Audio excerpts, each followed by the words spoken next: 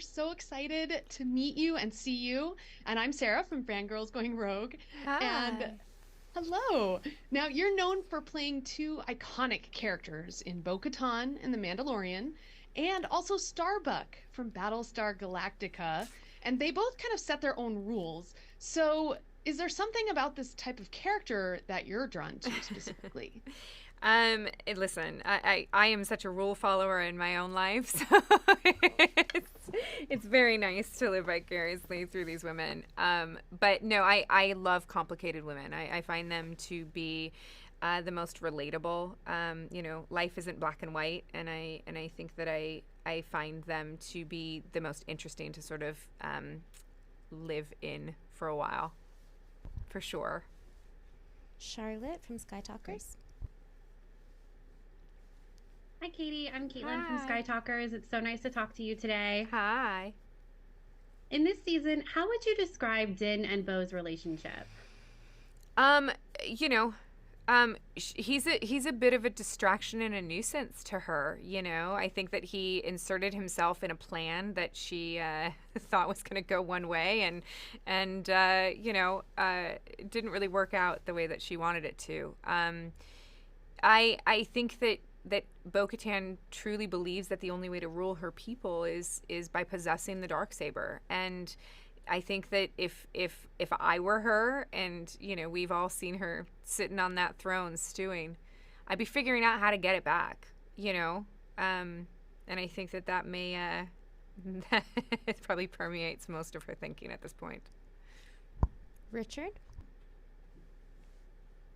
Hey there, I am Richard from Skywalking Through Neverland. Great to Hello. talk with you, and you look fantastic today, by the way. Thank you. And speaking of looking fantastic, can you talk about Bo-Katan's armor? How the Mandalorians like to personalize their armor. Did you personalize Bo-Katan's armor in any way?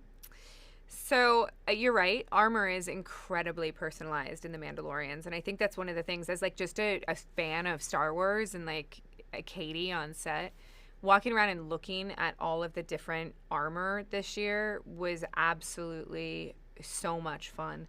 Our costume department is just unmatched. They're so good at what they do, and you see how I'm avoiding the question that you asked me, right? Yes, I noticed that. This is, we'll see. Kerwin. Okay, got it. Thank you. Kerwin, go ahead. Okay. Hello. Hello. Hi.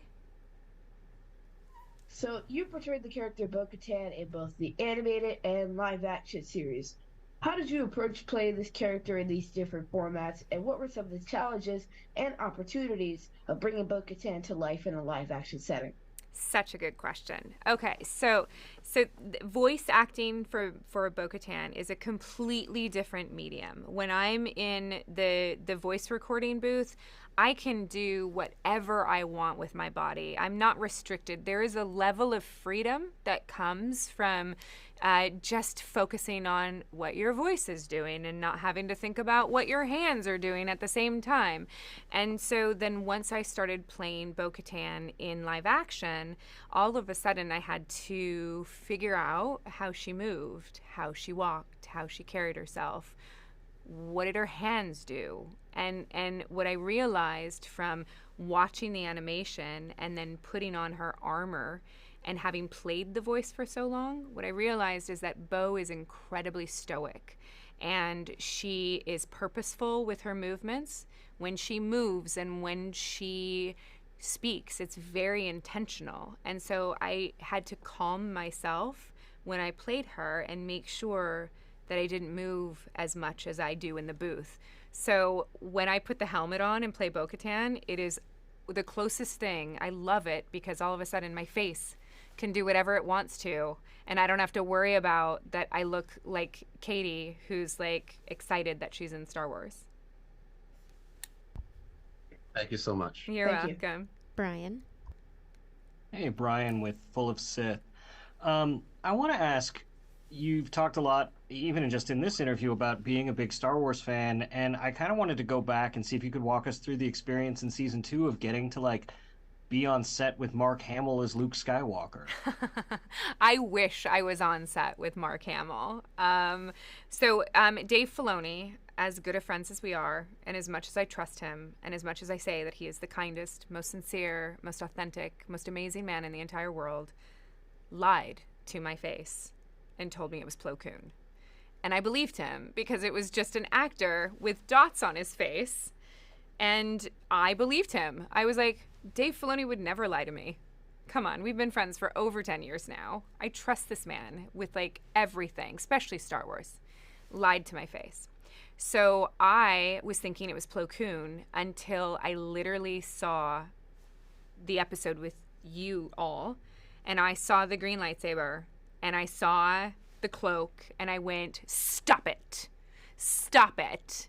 And I saw the X-Wing. I saw all of the things that you guys saw and was like, and texting Dave all at the same time. And all I text him was, Plo Koon? Question, exclamation, question, exclamation, question, exclamation. And then an angry face. He lied to me. Dan. Oh, that was really fun to listen to. Hi, I'm Dan Zare from Coffee with Kenobi. Hello. Hello there. So, speaking of Dave Filoni, what have you learned about as an actor and a storyteller from spending time with both Dave Filoni and Jon Favreau throughout this whole process? Yeah. So, I mean, talk about commitment to your work with Dave. I mean, he literally lives this. He knows this world better than anybody, probably better than George at this point.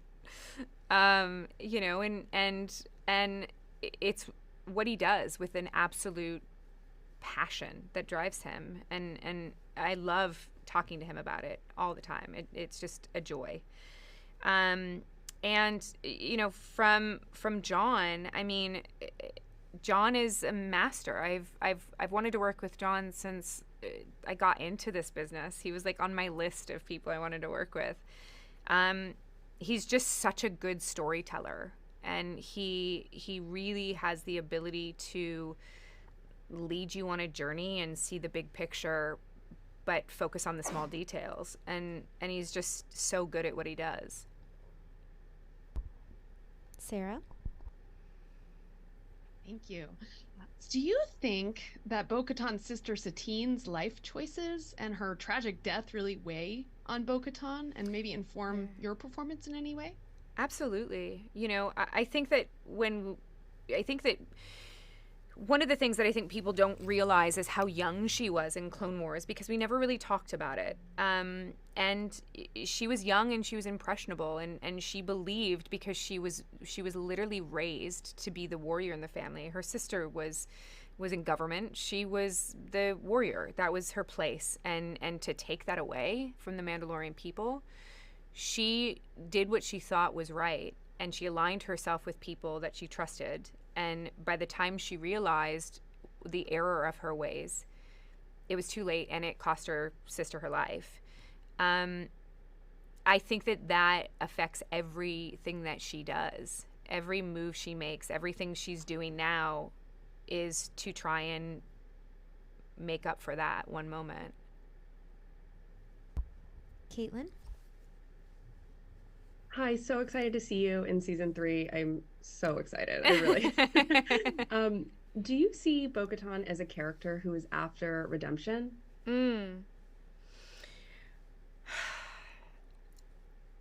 I think that Bo has too big of an ego to realize that should be what she's doing. You know, maybe the having lost everything, and where we find her in the beginning of the season could put her on that journey potentially. Richard and Sarah? Hey there, good to speak with you again. It's only been a couple of minutes.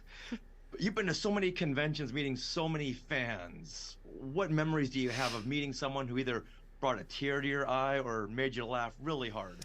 Yeah. Oh my gosh, there's so many. You know, I've been doing this for a long time now, and one of the things that I always found to be incredibly important is going to conventions. It is part of the sci-fi world. It is part of the fan base. And I think that to deny that is a disservice to the genre. And I love going and talking to the fans and listening to what they liked about the thing that I did, or talking about some other project that we both think is really fun. It's something that's really important to me. And there's been moments that I've laughed hysterically. I was just at a convention and I told the story of basically how I, peed on myself in costume. It was fantastic. My suit is a one piece and I have to go to the restroom like normal person. And we couldn't get the whole thing off fast enough. And so they created a zipper for me to try out, and it didn't work. So we scrapped that idea and then just got more proficient at taking the suit off. So I try to make conventions fun, and I try to give away little tidbits of,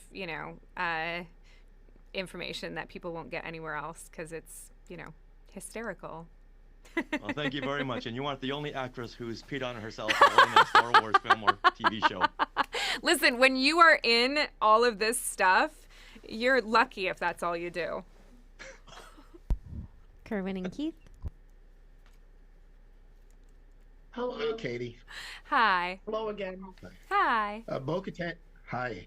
Bo-Katan is a character with a rich and complex backstory. What drew you to this character, and how did you prepare for the role?